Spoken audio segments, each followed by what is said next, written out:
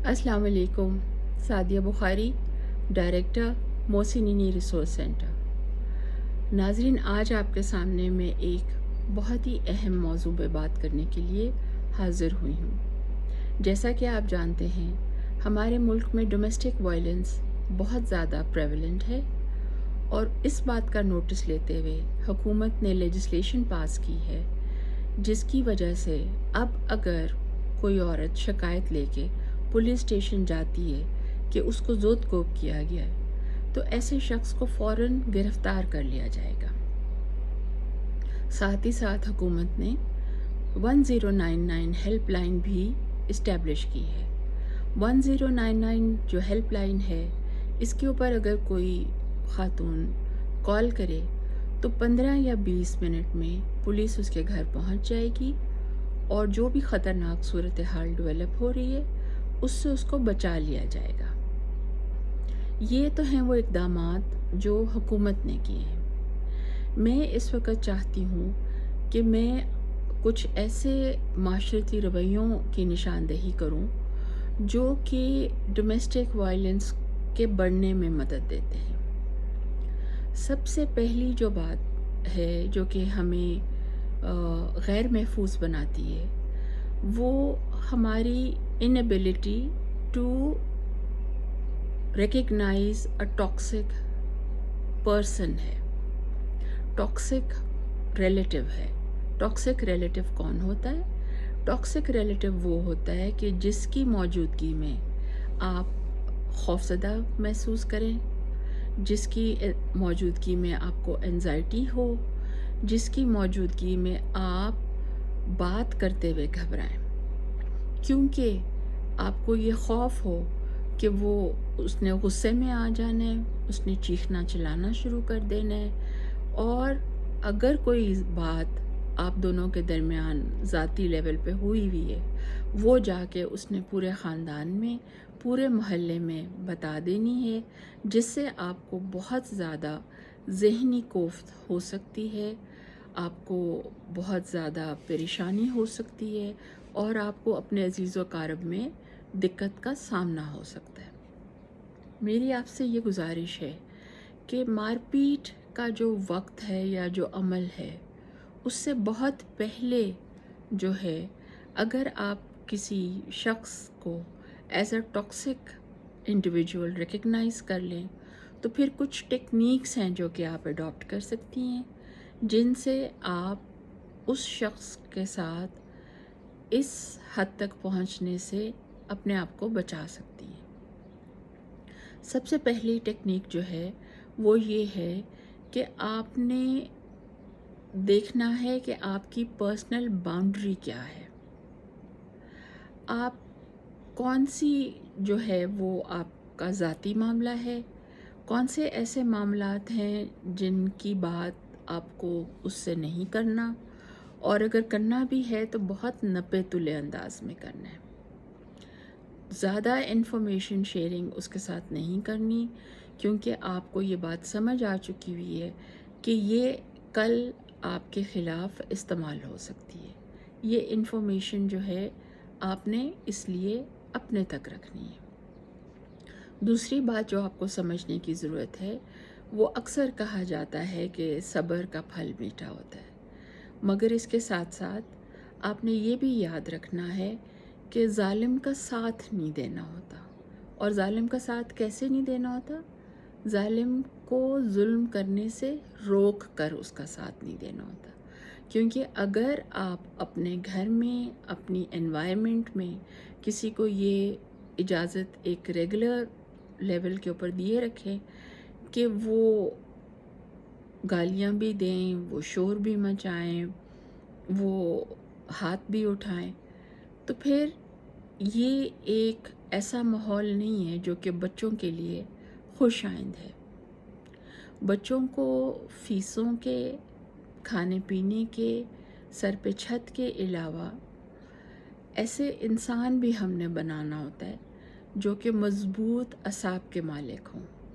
क्योंकि अगर कल को वो एंशियस, एंजाइटी प्रोन, बुज़दिल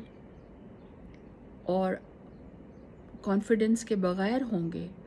तो वो किस तरह से दुनिया में अपने लिए कोई मुकाम बना सकते हैं। ये बातें भी हमें जो हैं ये सोचना है, और इस वजह से हमें ऐसी टेक्निक्स अडॉप्ट करना है जो कि हमारे घर का माहौल बेशक कंफर्टेबल रहे, हेल्दी रहे, और हम पूरी कोशिश करें कि वो माहौल ख़राब ना हो, मगर साथ साथ हमें ये भी देखना है कि कहीं ये माहौल को स्टेबल रखने में हमारी मेंटल हेल्थ जो है वो तो नहीं डिस्टर्ब हो रही,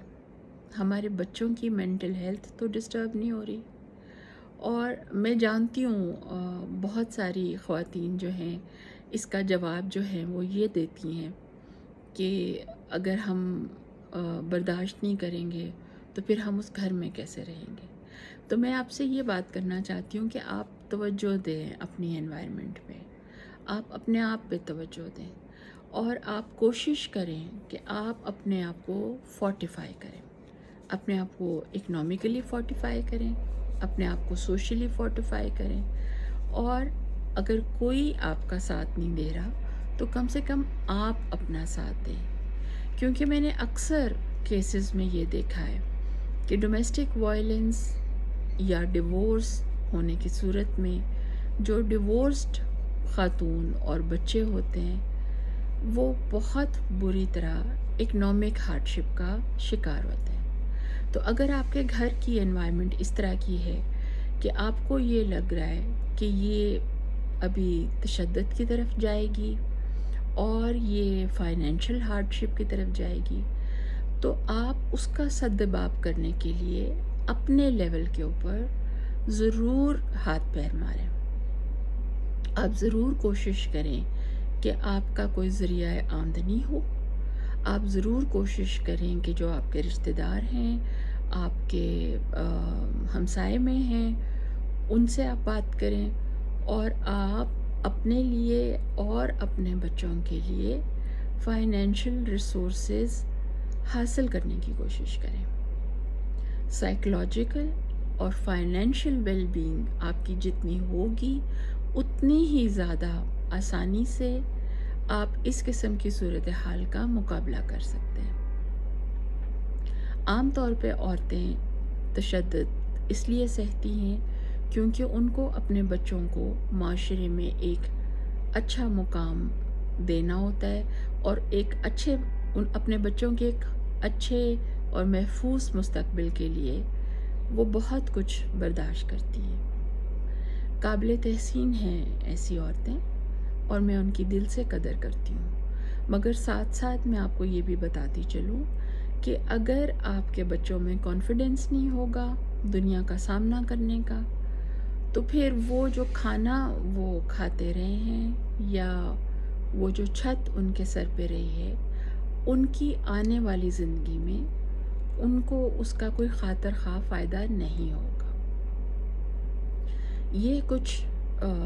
इश्यूज़ हैं जो मैं आज आपके सामने लाना चाहती थी, और मैं जानती हूँ कि हमारे मुल्क में साइकोलॉजिकल हेल्प जो है उसको लेना एक बहुत ही मायूब बात समझा जाता है। हम समझते हैं कि अगर हम साइकोलॉजिकल हेल्प लेंगे तो लोग हमें पागल समझेंगे, मगर मैं ज़ाती तौर पे अपनी ज़िंदगी में भी ये देख चुकी हुई हूँ कि अगर हम साइकोलॉजिकल हेल्प लेते हैं तो हम ज़्यादा कंफर्टेबल, ज़्यादा मज़बूत मुकाम के ऊपर बहैसियत माँ आ जाते हैं, क्योंकि हमें फिर समझ आ जाती है कि हम किस तरह के माहौल में से गुज़र रहे हैं, हमें किस किस्म की तकलीफ़ों का सामना है, और उनको निपटने के लिए हमें क्या करना चाहिए। तो मेरी आपसे दरख्वास्त है कि अगर आप अपने आप को बदकिस्मती से ऐसे साथी के साथ पाएँ जो कि आपको लग रहा हो कि उसके तशद्दुद का जो ग्राफ है और जो उसकी तकलीफ़ दे पर्सनालिटी है वो आहिस्ता आहिस्ता जो है वक्त के साथ साथ वो बढ़ रहा है, तो आप बेबस हो के हाथ पे हाथ रख के और अपनी बदकिस्मती पे रोने की बजाय آپ ایک پرو ایکٹیو ماں، ایک پرو ایکٹیو بہن اور ایک پرو ایکٹیو بیٹی بنیں،